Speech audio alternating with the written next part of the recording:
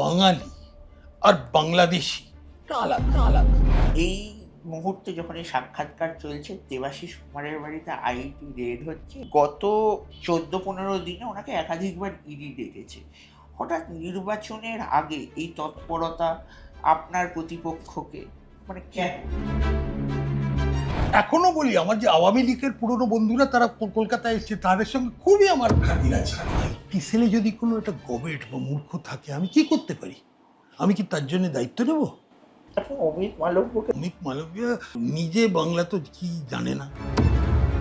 ভালো ইনিংস খেলেছো হয়তো দক্ষিণ কলকাতায়, এখন সরে যাও, টাইম টু রিটায়ার। আমার সোনার বাংলা গাওয়ার জন্য স্যার জেল হয়েছে। কে কোথায় একটা কোন ইডিয়েট একটা কাকে কি করেছে? ভারতবর্ষে একটু আধটু মানে এই ধরনের বোকা বোকা জিনিস না হলে তো ভারতবর্ষ হয় না। আমি কি এখন আমি যদি গৃহমন্ত্রী, তাকে কি আমি খদরকুপ্তর করবো? অটল বিহারী বাজপেয়ী এবং লালকৃষ্ণ আডবাণী বা অরুণ জেটলি এরা আমার একদম মানে গুরু ছিল। দেখো, সাংগঠনিক আমাদের একটা দুর্বলতা আছে, সেটা আমি অস্বীকার করে কোনো লাভ নেই। সিপিএম এর দুর্দান্ত ভালো সংগঠন আছে, জনসমর্থন নেই। বাংলাদেশ বলে তাকে পাঠিয়ে দিয়ে আবার তার পুশব্যাক হয়ে তাকে আবার দেশে আনিয়েছে। বাংলাদেশে পুশব্যাক কাদের হয়েছে? বাঙালি বাবু বিজেপিতে যে কজন আছে তাদের মধ্যে অন্যতম শ্রী স্বপন দাশগুপ্ত। বাঙালি বাবু যে বিজেপিতে নেই, এটা তুমি কবে আবিষ্কার আমি করবে? বলছি অন্যতম বলেছি তো এই জন্য। ঠিক আছে, অন্যতম বলতে পারো। অন্যতম অনেক বাঙালি বাবু আছে, অনেক ধরনের বাবু আছে। অলস বাবু, অ্যাক্টিভ বাবু, চতুর বাবু, বোকা বাবু, সব রকমই আছে। বিজেপিতেও বাবু কালচার আছে। সব জায়গায় আছে। পশ্চিমবঙ্গের একটা অঙ্গ। পশ্চিমবঙ্গে যদি ভালো কিছু হয় সেটাও বিজেপি পাবে, খারাপ কিছু থাকে সেটাও বিজেপি পাবে। বিজেপি হচ্ছে একটা রিফ্লেকশন পশ্চিমবঙ্গ সম্বন্ধে। আপনি রাসবিহারীতে থাকেন, এত বিভিন্ন ইস্যু আছে, এত লক্ষ ভোটারের নাম বাদ গেছে, বিভিন্ন ইস্যু, লোকাল ইস্যু আছে, রাস্তাঘাটে ঘুরে কেমন বুঝছেন? রাস্তাঘাটে বুঝে একটা জিনিস বুঝতে পারলাম, যে এসআইআর হচ্ছে মিডিয়া ইস্যু। এসআইআর নিয়ে আমাকে 4 থেকে 5 জন বলেছে আমাদের নাম বাদ গেছে, তোমরা কিছু করতে পারো কিনা, এইটা ছিল। কিন্তু ম্যাস স্কেলে কোনো গেছে সেটা আমি কেউ কমপ্লেনও করেনি, ইস্যুটাকে আমাদের সামনে রাখেও নি কোনোভাবে। সেটা হচ্ছে 1 নম্বর। দ্বিতীয়ত হচ্ছে রাসবিহারী হচ্ছে এমন এক ধরনের কেন্দ্র যেখানে লোকাল ইস্যুর চেয়েও বেশি যে রাজ্যতে যে ধরনের ইস্যুগুলো আছে সেগুলোই, তারই একটা প্রভাব এখানে পড়ে। আর লোকাল ইস্যু বলতে যে একদম নেই তা বলবো না, কিন্তু সেগুলো আসবো তুমি। কিন্তু আমি যেটা হচ্ছে রাসবিহারীতে এক ধরনের, এখানে হচ্ছে হায়েস্ট পার ক্যাপিটা ইনকাম পশ্চিমবঙ্গে এই কেন্দ্রতে। তাই মানুষের আশা আকাঙ্ক্ষা মানে আশা, কি ভয়, কি ধরনের তাদের চিন্তা, সেগুলো অনেকটা সারা পশ্চিমবঙ্গে যেটা আছে সেটাতে প্রভাবিত করে। আপনি 2021-এও তারকেশ্বরে লড়েছিলেন রমেন্দ্র সিংহ রায়ের বিরুদ্ধে। 2026-এ দেবাশিস কুমার, প্রতিপক্ষটা 21-এর তুলনায় একটু বেশি কঠিন হয়ে গেল না? দেখো, সব প্রতিপক্ষই কঠিন হয়। একদিকে আমি বিশ্বাস করি যে পশ্চিমবঙ্গে বা সারা ভারতবর্ষে সেফ সিট বলে কিছু নেই। বিলেতে যেমন যেটা আছে, হ্যাঁ, সেফ সিট বলে কিছু নেই। সব সিটেই হাড্ডাহাড্ডি লড়াই হয়। সে হয়তো কারোর মেজরিটি বেশি হলো কম হলো সেটা দেখা যাবে। কিন্তু আমি এবার যেটা চেয়েছিলাম যে তারকেশ্বর আমি যখন লড়তে গেছিলাম, আমার কাছে ওটা অজানা একটা জায়গা। আমাদের পার্টি নির্দেশ দিয়েছিল ওখানে গিয়ে লড়তে, পালন করেছিলাম। আর যতটা সম্ভব সাধ্য মতো লড়েও ছিলাম। আর তুমি যদি দেখো 7% ভোট থেকে 42% ভোট অব্দি তুলে এনেছিলাম। রাসবিহারীটা আমার কাছে একটা অন্যরকম, এটা একদম হোম গ্রাউন্ড। দুজনেই ঘরের ছেলে। তো একদম হোম গ্রাউন্ড, পাশাপাশি চিনি, বড় হয়েছি এই দক্ষিণ কলকাতার এই অঞ্চলে, আমাদের পুরো ফ্যামিলির লিঙ্কস আছে এই জায়গাটার সঙ্গে। তো এটার একটা অন্য ধরনের ক্যাম্পেইন আমার কাছে। আর এটা সত্যি যে তৃণমূল কংগ্রেস, বা আগে কংগ্রেস ছিল তারপরে তৃণমূল কংগ্রেস, রাসবিহারীটাকে তাদের নিজেদের একদম গড় হিসেবে দেখে। আমি মনে করি এই গড় হিসেবে দেখতে আরম্ভ করেছিল, এখন সেটা জমিদারি স্তরে হয়ে গেছে, তো নিজেদের জমিদারি হিসেবে দেখে। তো আমি মনে করি যে কখনো কেউ যখন জমিদারি হিসেবে দেখে তখন সেটাকে একটু পাংচার করাও আমাদের একটা কর্তব্য, দায়িত্ব। সাংবিধানিক কর্তব্য, নাগরিক কর্তব্য, যেরকমই তুমি বলতে চাও। তাই আমি মনে করি যে ঠিক আছে, করেছো তোমরা, ভালো ইনিংস খেলেছো হয়তো দক্ষিণ কলকাতায়, এখন সরে যাও, টাইম টু রিটায়ার। মানে রাসবিহারী মানুষ দেবাশিস কুমারকে আমি retire দেবাশিস করে কুমার নিয়ে বলছি না, আমি তৃণমূল কংগ্রেসকে নিয়ে বলছি। আমি কোনো ব্যক্তিগত স্তরে কারো কোনো ক্যান্ডিডেট নিয়ে কোনো কিছু বলতে চাই না। সে কি কি আছে তার কম বেশি সব কিছুই জানা একটা, মানে সবাইকারই, সবাই কারুর কারুর একটা ওপিনিয়ন আছে তার সম্বন্ধে, ভালো হতেও পারে, কেউ কেউ খারাপ হতে পারে, আমার সম্বন্ধেও কেউ কেউ বলতে পারে যে ভালো খারাপ যাই হোক সেগুলো, কিন্তু আলটিমেটলি এটা একটা রাজনৈতিক লড়াই, তৃণমূল কংগ্রেস ভার্সেস বিজেপি, সেই খেলাটাই রাসবিহারীতে হচ্ছে।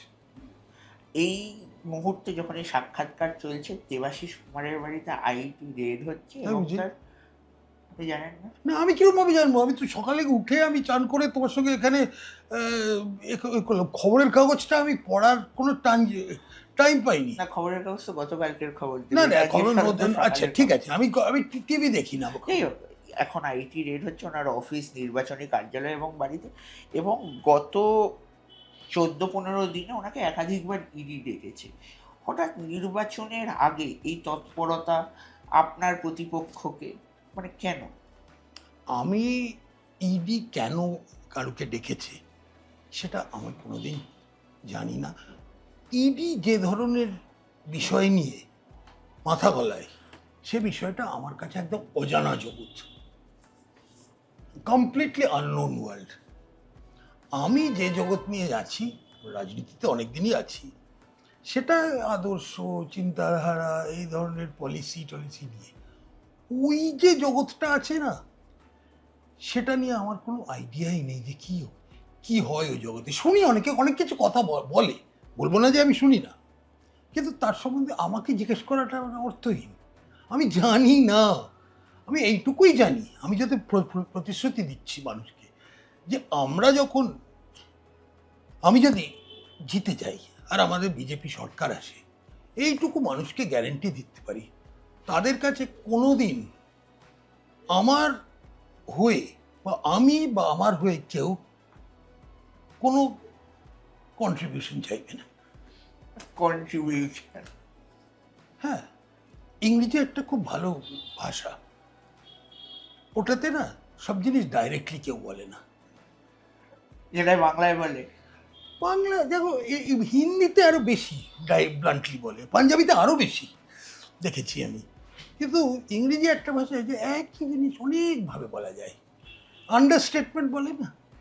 কিন্তু এই যে তৃণমূল বলছে এটা প্রতিহিংসার রাজনীতি, আপনি মনে করেন না যে এটা দেখো, আমি প্রতিহিংসা জানি করা? না, আমার পক্ষে এটা আমি সত্যি কথা, আমার প্রতিপক্ষের সঙ্গে আমি একবার দুবার ক্যাম্পেইনের জায়গায় দেখা হয়েছে, আমরা খুব পোলাইটলি নিজেদের দেখেছি, উনি পাশেই থাকেন, উনি এখানকার আপনার বাড়ির ছাদ থেকে তো ওনার বাড়ি দেখা হ্যাঁ যায়। সেটা, উনি কাউন্সিলর এখানকার, আর কাউন্সিলর হিসেবে খারাপ কাজ করেনি, আমি এটাও বলবো। কিন্তু এটা একটা এমএলএ ইলেকশন,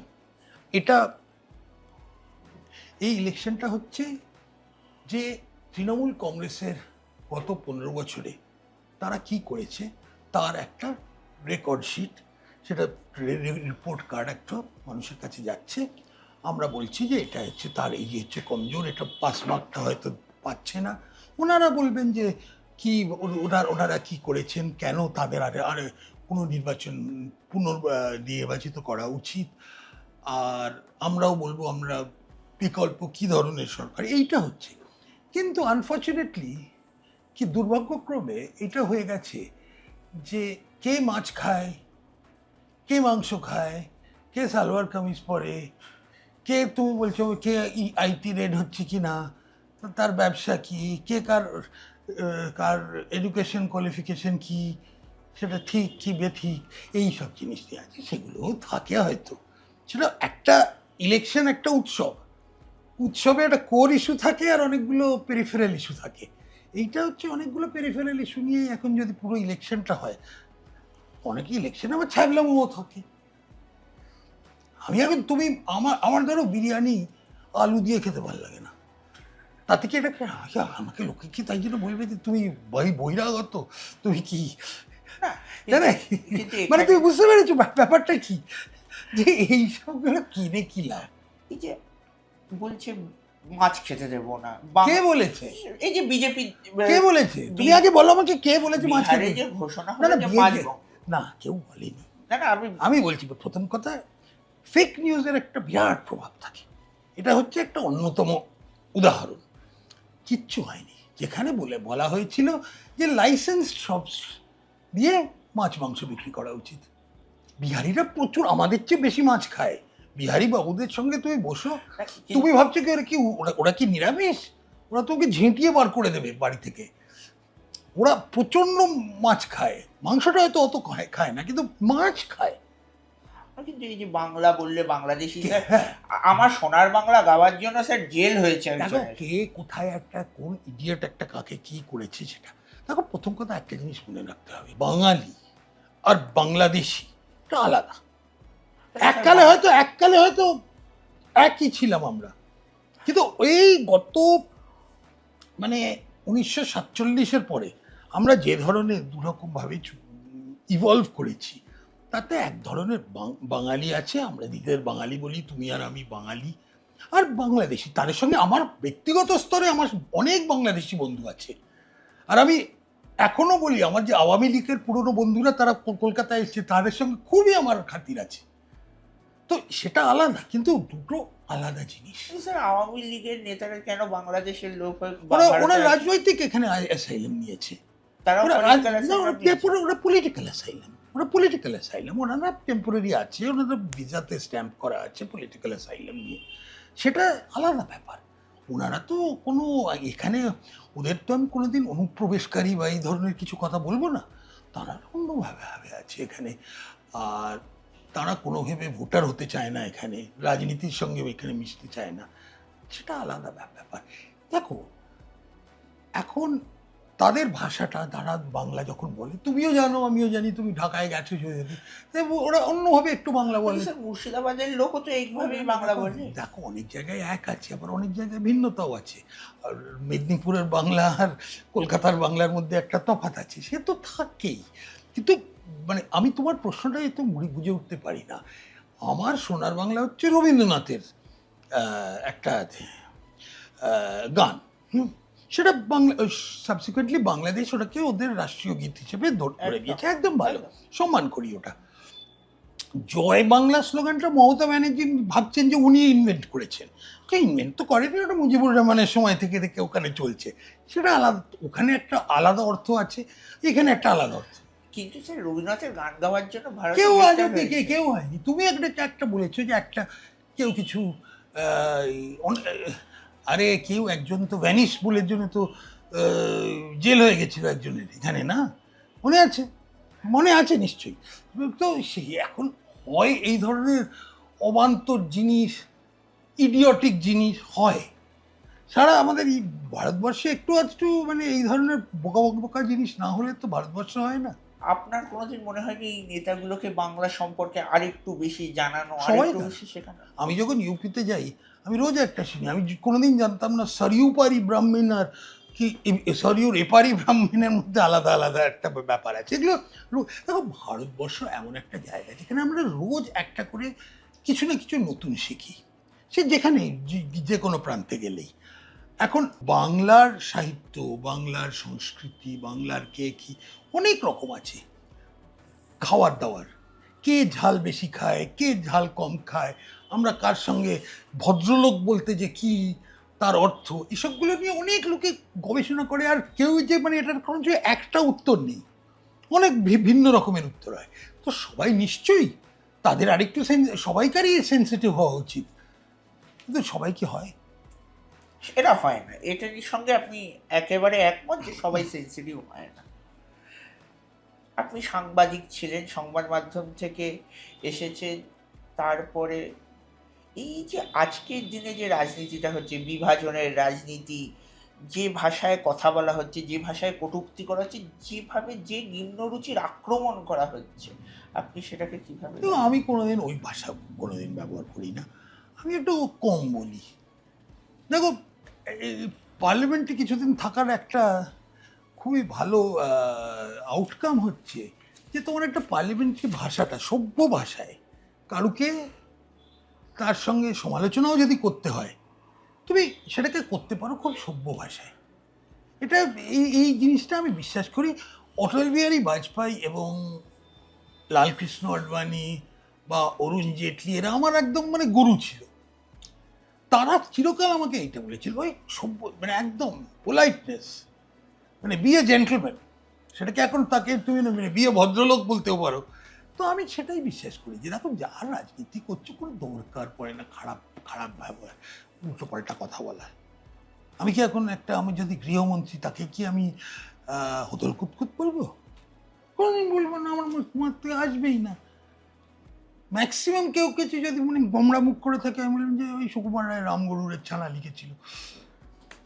এই প্রজন্মের নেতা কজন রামগরুরের ছানা পড়েছে এইটা নিয়ে আমার সন্দেহ। সেটা এখন তুমি ওটা গবেষণা করো, ভালো জিনিস।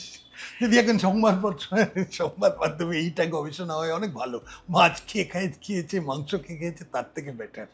বিজেপি বলছে যে 2026-এ তারা সরকার গড়বে, এবং অমিত শাহ আপনাকে পাশে নিয়েই বলেছিল 170 টার্গেট দিয়েছিল রোড শোতে। কিন্তু আপনার ব্যক্তিগতভাবে মনে হয় যে বিজেপি সাংগঠনিকভাবে কতটা শক্তিশালী সরকার আছে? দেখো, সাংগঠনিক আমাদের একটা দুর্বলতা আছে, সেটা আমি অস্বীকার করে কোনো লাভ নেই, আছে একটা। এটার কারণটাও আমি বলতে পারি যদি তুমি এটার হচ্ছে যে 2021-এর পরে যে ধরনের পোস্ট পোল ভায়োলেন্সটা যেটা আমরা দেখেছিলাম, তাতে অনেকে একদম মানে প্রায় আন্ডারগ্রাউন্ড হয়ে গেছিল, বিজেপির থেকে একদম দূরে সরে গেছিল মানে প্যাসিভ সমর্থক হয়ে গেছিল। মানে সমর্থন করতো পার্টিটাকে, কিন্তু সামনে আসতে চাইছে না। এখনো আমি যাই সব জায়গায়, তারা বলে যারা বলবেন না, এখন আমি চুপচাপ পেছনে আছি এই কথাটা বলে। এই ধরনের দেখো, পশ্চিমবঙ্গে যে ধরনের একটা কালচার এসে গেছে, সেটা এই কালচারটা তৃণমূল আনেনি, কিন্তু 1967-র পর থেকে যে ধরনের একটা ভায়োলেন্স একটা এসে গেছিল, সেটা এখনো চলছে। যে তুমি যদি কারোর সঙ্গে তোমার বিপক্ষে যারা আছে তাদের মেরে পিটিয়ে গুড়িয়ে দাও, এই করে দাও, গুঁড়িয়ে দাও, হাত গুঁড়িয়ে দাও, এইসব কথা টথা বলে যেই ধরনের একটা ইমেজারি যেটা তৈরি হয়েছিল, সেটা এখনো চলছে। সেই কারণে বিজেপি বলতে বিজেপি করব মানে একদম খুব মানে খোলাখুলিভাবে ওপেনলি অনেকে বিজেপি করতে চায় না। সে কারণে আমাদের একটা সাংগঠনিক উইকনেস আছে। সব জেলায় আছে বলবো তা বলে ঠিক হবে না, কোনো কোনো জেলায় আছে, সেটা এখন মেনে নিচ্ছি, সেটা মেনেই আমি চলছি। কিন্তু আমাদের যেটা সিপিএমের দুর্দান্ত ভালো সংগঠন আছে, জনসমর্থন নেই। আমাদের জনসমর্থন আছে, সেই তুলনায় সংগঠনটা আরো কমজোর। সেটাকে আরো শক্তিশালী সব করতে হবে আস্তে আস্তে হচ্ছে। এবার ইলেকশনের সময় আমি দেখছি যেমনি করে হয় চালিয়ে তো দিচ্ছি, সবাইকার কাছে পৌঁছাতে তো পারছি। এটা বলছি, একদিক থেকে ভালো প্রশাসনিক ব্যবস্থা থাকলে আমরা সব জায়গায় পৌঁছতে পারছি মানুষের কাছে। একটা দুটো জায়গায় হেকল করে, কি করবে, বলি আমি তো ভাই আমার লিফলেটটা নাও, এর বেশি কি বলবে? অব্দি মারপিট হয়নি, আমার উপরে আক্রমণ হয়নি, আমি হবেও না আশা করি হবে না। তাই আমি নিজে ব্যক্তিগত স্তরে আমি কোনো কমপ্লেন করছি না।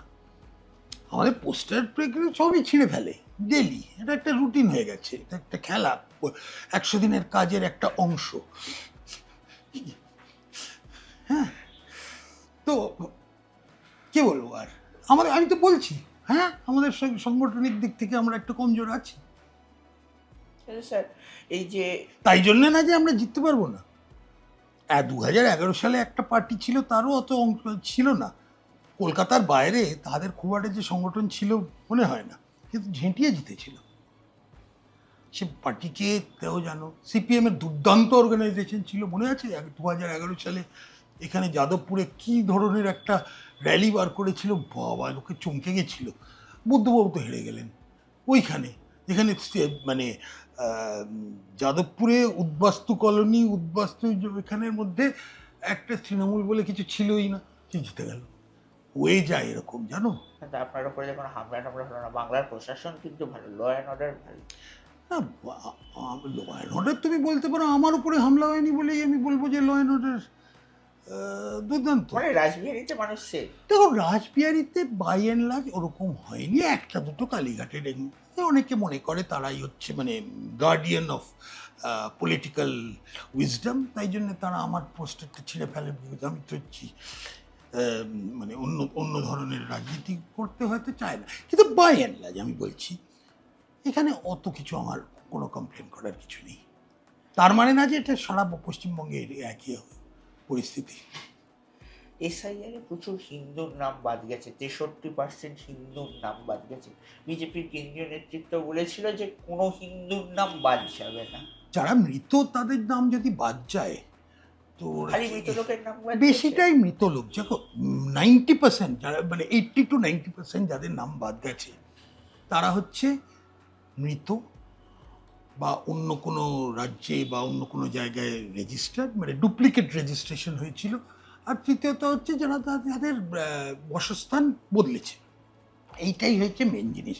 এখানে তো হিন্দু হবেই, কিন্তু আমি শুনেছিলাম যে আগে যে এটা হচ্ছে একদম টার্গেটেড অ্যাটাক অন মাইনরিটিস বলা হয়েছিল না, সংখ্যালঘুদের মানে একদম চুনচুনকে বার করে দেওয়া হচ্ছে, ডিসএনফ্র্যাঞ্চাইজ করে দেওয়া হচ্ছে, কত তো লোক এলো।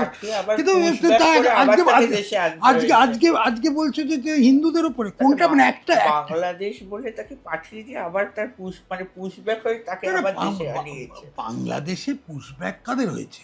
পুশব্যাক হয়েছে আমি জানি, এটা বাংলাদেশও বলেছে, আমরাও এখানে এদিক ওদিক থেকে দিয়েছি যে পুশব্যাক হয়েছে। পুশব্যাক হয়েছে, তারা কি আবার ফেরত এসছে? হ্যাঁ, কিছু হয়েছে, 3 জন এসছে, হয়তো 5 জন এসছে, হয়তো 10 জন এসছে, ঠিক আছে। এগুলো তো আমাদের এই পোরাস বর্ডারটা নিয়েই তো এখন সমস্যাটা।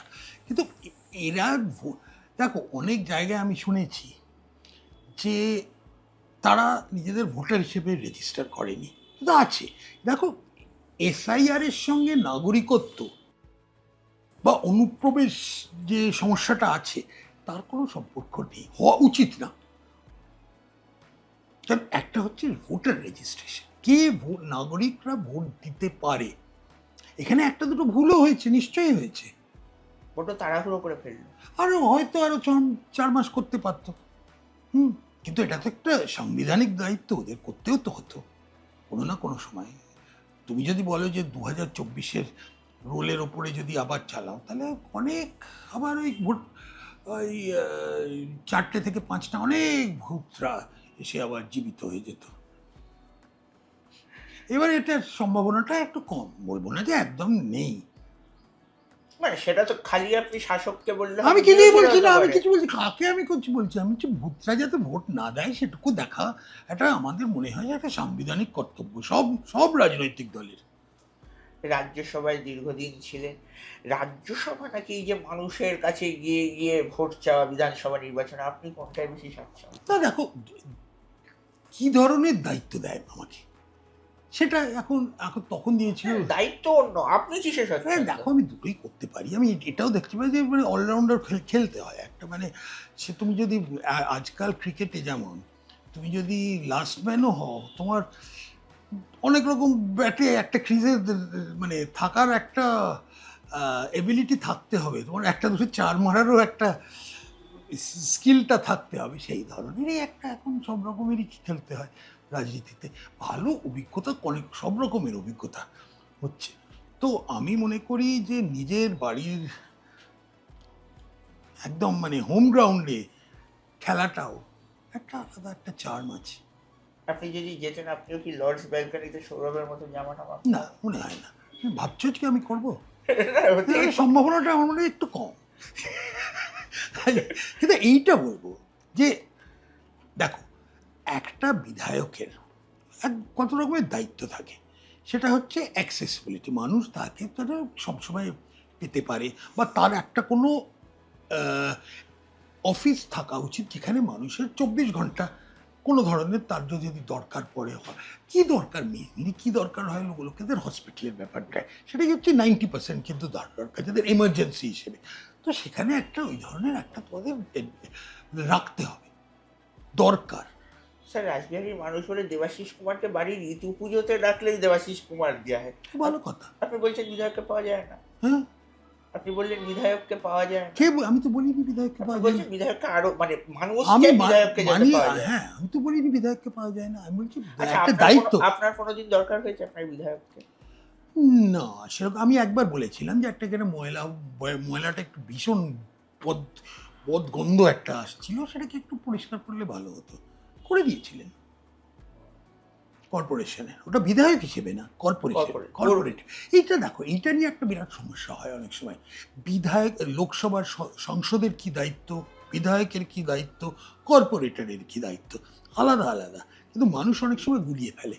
আমি অনেক জানি যারা সংসদের এমপি, তাদের বলে এইখানে নর্দমা, সে বেচারা কি করবে এখন নর্দমা নিয়ে? তার তো সেটা কাজ না, কিন্তু মানুষের কাছে তারা এক্সপেক্ট করে যে জনপ্রতিনিধি মানে সব জিনিসটাই করতে মানে হবে, পঞ্চায়েত টু পার্লামেন্ট সবটাই করতে হবে। এটা একটা মানুষের এক্সপেকটেশন, এটাকে একটা কোনোভাবে একটা ট্যাকেল করতে হয়। এই যে আপনি এরকম বড় সকাল থেকে রাত অবধি প্রচার করছেন, আই এম এনজয়িং ইট, আমি বলবো মানে অ্যাড্রেনালিন যখন মানে একটা রাইজ করে, তো এরকম। আর এখন আমরা এমন মানুষের কাছে একটা যে রেসপন্সটা পাচ্ছি, ইটস ভেরি ভেরি পজিটিভ। আমার একদিক থেকে আমি বলবো না যে রাসবিহারীর অভিজ্ঞতাটাকে আমি পুরো জেনারেলাইজ করে সারা পশ্চিমবঙ্গে কি হচ্ছে, কিন্তু একটা দিকে লোকে বলছে, অনেক স্তরের লোকেরাই বলছে যে এবার একটা পরিবর্তনের দরকার হয়েছে। তো এখন যদি বেশি লোক ভোট দেয় আমাদের পক্ষে ভালো, যদি কম ভোট পড়ে একটু চিন্তার বিষয় হবে, মানে পোলিং পার্সেন্টেজটা। আপনি জানেন, আপনি যে দীর্ঘ সাক্ষাৎকারটা দিলেন যে ভাষায়, আপনার আইটি সেলের প্রধান বাংলাদেশি ভাষা বলেছিল। আইটি সেলে যদি কোনো একটা গবেট বা মূর্খ থাকে, আমি কি করতে পারি? আমি কি তার জন্য দায়িত্ব নেব? আপনি অমিত মালব্যকে আমি কারুকে বলিনি। অমিত মালব্য নিজে বাংলা তো কি জানে না, ও বাংলার উপরে কোনো জাজ করার ওর কোনো মানে অথরিটি নেই ওর। তাই জন্য কেউ ওটা বলে দিয়েছে, সেটা কোনো একটা জুনিয়র ইন্টার্ন, এগুলো যা হয় জানো তো, একটা কোনো ইন্টার্ন হয়েছে বা কেউ এআই দিয়ে ট্রান্সলেট করেছে। এআই দিয়ে আগে গুগল ট্রান্সলেট হতো, এআই ট্রান্সলেট উল্টো পাল্টা যা দেখি তো আমি অনেকে আমাকে পাঠায়। ইংরেজিটা 3 লাইনের বেশি পড়া যায় না এআইতে, পড়া উচিতও না। তাই জন্য যারা ইংরেজিটা জানে তাদের কি হবে যদি সবই এআই নিয়ে নিত।